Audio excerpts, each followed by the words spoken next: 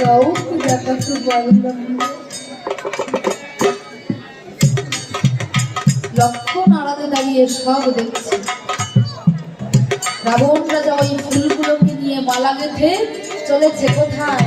সিংসভা গাছের নিচে স্বর্ণময় এক মন্দির, যে মন্দিরের চারিপাশে লেখা জয় শ্রীরাম জয় শ্রীরাম।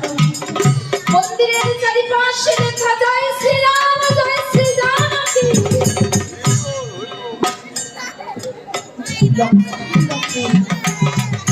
মন্দিরে লেখা জয় শ্রীরাম জয় শ্রী জানকী। লক্ষণ ভাবছে, হায় রে, রাবণের রক্ষণে শুধু সীতা মন্দির নয়, রাম মন্দির। আমি কি দেখছি? দেখি মন্দিরের মধ্যে কি আছে, আমি সব দেখব। রাবণ রাজা ধীরে ধীরে প্রবেশ করেছে ওই মন্দিরের মধ্যে। ওই মন্দিরের মধ্যে স্বর্ণ সিংহাসনে বসে আছে মা সীতা।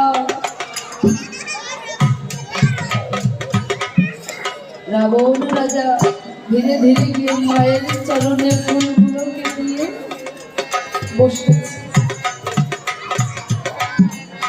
মা সীতার চরণে বসে রাবণ রাজা কেঁদে কেঁদে বলছে, ও মা,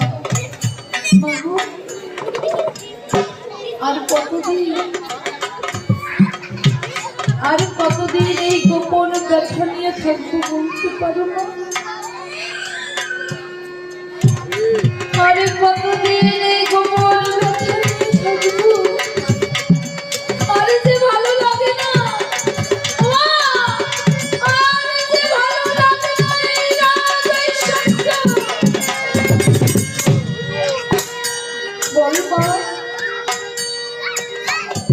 প্রভু যে বলেছিল শত্রু ভাবাপন্ন আচরণ করলে নাকি 3 জন্ম প্রভুর চরণ। বলল কবে আবার আমার দয়াময়ের চরণে ফিরে যাব? আমার এই লঙ্কার পাপি তাপিদের উদ্ধারের লাগে যে মহান ব্রতে ব্রতী হয়েছে, ওর সে ব্রত কবে শেষ হবে বাবু? আর যে ভালো লাগে না এই সংসারে কথা হবে। বল না মা, কবে আবার আমার দয়াময়ের চরণ ফিরে পাবো? মা সীতার চরণে বসে বসে কাঁদছে রাবণ। মন্দিরের বাইরে লক্ষণ বীর দাঁড়িয়ে আছে আর ভাবছে, হায় রে, এ আমি কোন রাবণকে দেখছি?